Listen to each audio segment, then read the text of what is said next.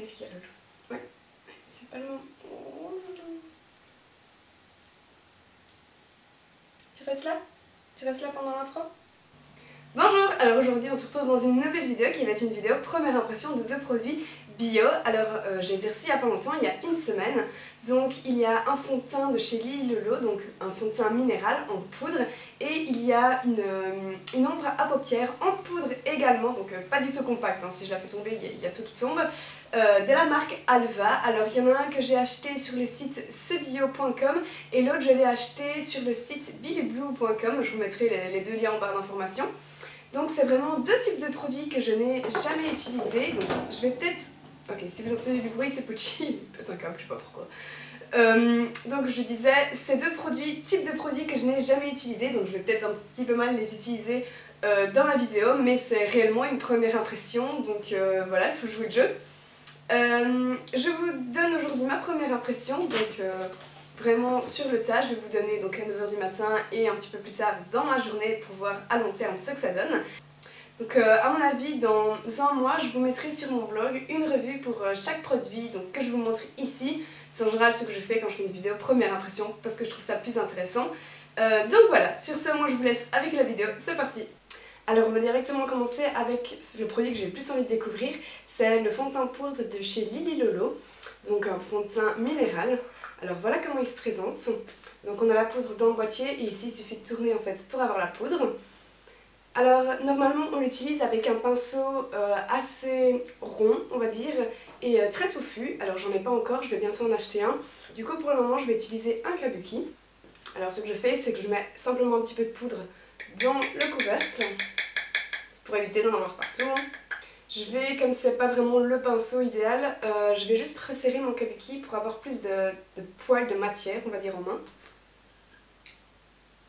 Et je vais simplement, on va dire, tremper mon kabuki dans la matière. Alors sur mon teint, j'ai déjà mis en fait de l'anti-cerne parce que je ne me voyais pas mettre l'anti-cerne après le fond de teint vu que c'est de l'anti-cerne liquide. Et donc je vais prendre ma poudre et je vais venir faire des ronds sur mon visage.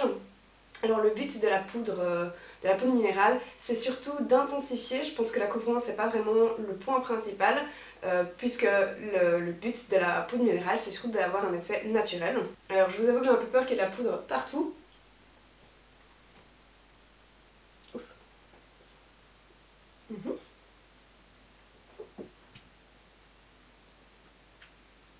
Alors je sais pas si vous pouvez voir,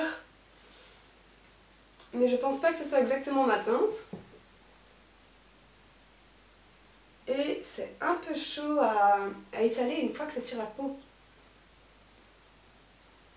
Ok, ça va. Par contre, c'est pas ma teinte. Je sais pas trop comment je vais faire. Alors, je suis quand même surprise par la couvrance pour le coup. Je pensais pas que ce serait comme ça. Tant mieux. Je continue.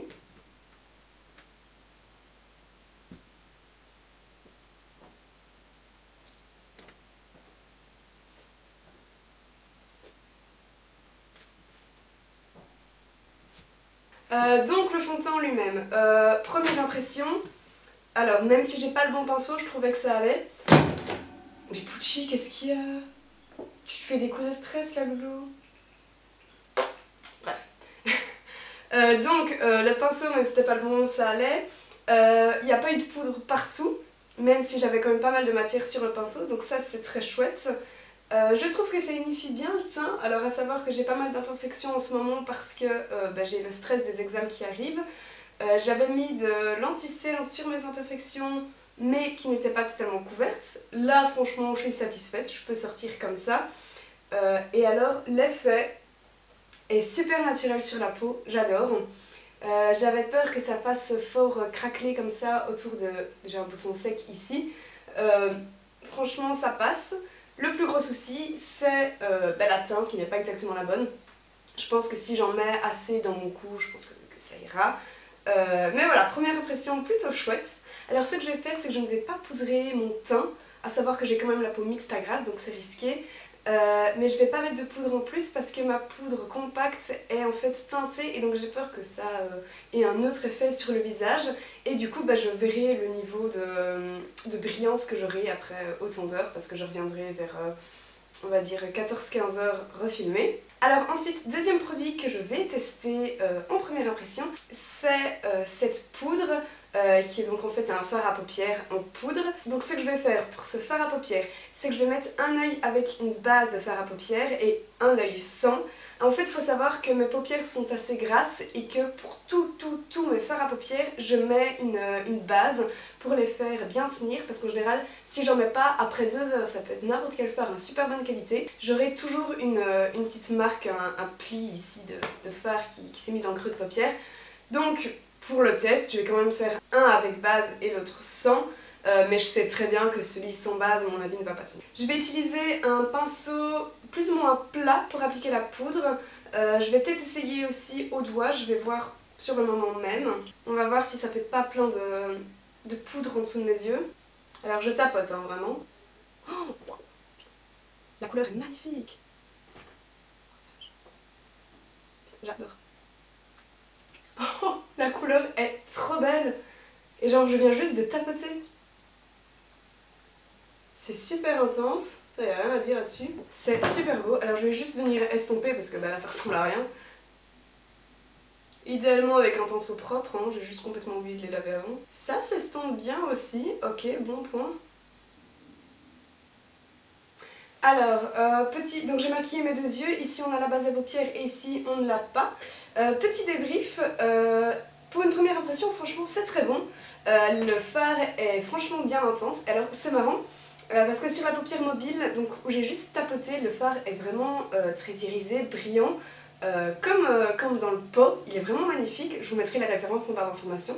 Et en fait, une fois que j'estompe dans le creux de paupière, le fard devient, alors ok, mon pinceau n'était pas totalement propre, mais je pense pas que ça joue énormément, le fard devient plus mat et du coup je pense qu'on peut vraiment utiliser ce fard tout seul, bon éventuellement juste un fard beige en dessous de l'arcade sourcilière pour donner quelque chose de net et de bien estompé. Donc ce fard, il n'était pas spécialement poudreux à l'application, malgré que ce soit vraiment de la poudre dans un pot. Si on tapote et qu'après on estompe, franchement je trouve ça chouette. Peut-être par sécurité, du coup faire vos yeux avant votre teint si vous utilisez ce type de fard. L'intensité, franchement ça m'impressionne. Pas trop dur d'estomper, franchement c'était même plutôt facile. Et alors par contre je préfère quand même l'application avec la base de fard à paupières parce que le fard accroche plus vite simplement à la paupière et ça rend directement plus joli et moins poudreux. Donc ça c'est une préférence que j'ai et j'utilise toujours de la base à paupières. Donc voilà, ce qui va vraiment être intéressant maintenant c'est de voir la tenue. Ici je vais terminer mon maquillage. Juste pour que je sois normale pour la journée. Et je reviendrai vers 14 h, donc là il est 9 h du matin, je reviendrai vers 14-15 h avant que je me remette à étudier pour voir un petit peu ce que ça donne au fil de la journée.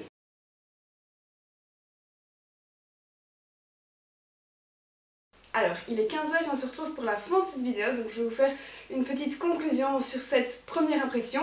Donc ça fait 6 heures que j'ai appliqué mes produits, j'irai pas plus loin parce qu'après je dois étudier, puis après il fera simplement noir, donc ce sera plus possible de filmer une vidéo. Donc le fond de teint, clairement je brille, mais si vous vous souvenez j'avais dit que j'avais pas mis de poudre sur mon teint alors que j'en mets toujours.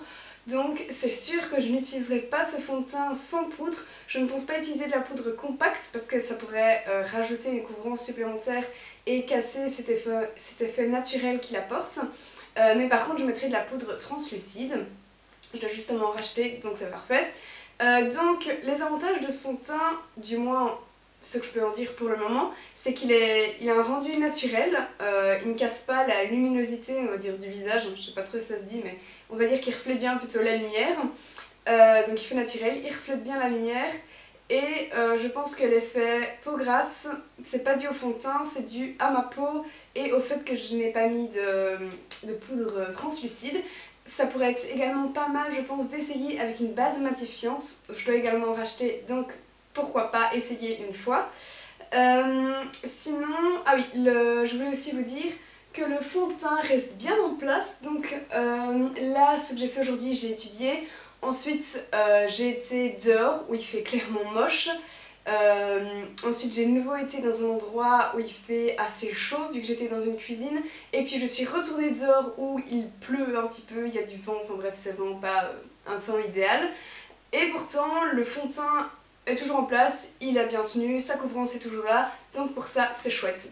Donc le seul petit point négatif si je peux dire, c'est la matité. Et je pense pas que ce soit dû au fond de teint, mais plutôt à ma poudre. Donc pour l'instant, c'est un bon point. Je vous en dirai plus dans la revue que je vais prévoir dans un mois sur mon blog. Concernant l'ombre à paupières en poudre, donc ici c'était l'endroit avec une base à faire à paupières. Je sais pas si j'arriverai avec mon appareil photo à vous faire un bon gros zoom sur mes yeux, mais je vous le dis du coup, ici le fard est très bien tenu, il n'y a aucun souci, j'ai l'intensité, j'ai le côté irisé, ça m'a pas filé dans le creux de paupière et je n'ai pas de matière qui est tombée autre part de mon œil. Donc c'est top, c'est chouette. Par contre de ce côté-ci c'est clairement super moche. J'ai toute la matière qui est passée dans le creux de la paupière et tout autour c'est même pas la couleur de ma peau, c'est une couleur moche. Donc j'ai juste encore un petit peu de fard au ras de mes cils, mais franchement sans base à paupières je trouve ça vraiment laid. Donc je ne sais pas si c'est parce que j'ai les paupières grasses ou bien si le fard ne tient juste pas, mais du moins moi je dirais que sans base à paupières ça vaut pas la peine. Mais sinon à part ça, donc avec la base j'en suis satisfaite, donc également un bon point. Donc en conclusion, je suis plutôt contente de ces deux produits. Comme le fond de teint, je vous ferai une revue de l'ombre à paupières, on va dire plus ou moins dans un mois sur mon blog, certainement plus, étant donné que dans un mois je serai en plein dans mes examens, je vais peut-être pas penser à ça. Mais sinon, voilà, je suis très contente de ces deux produits. J'avais un petit peu peur, je vous avoue. Maintenant, je vais quand même essayer le fond de teint avec un autre pinceau pour voir si j'ai encore un meilleur résultat. Sinon voilà, j'espère que cette vidéo vous aura plu, vous aura diverti, vous aura changé les idées avec les examens qui approchent. Je vous dis à bientôt dans une nouvelle vidéo. Bisous!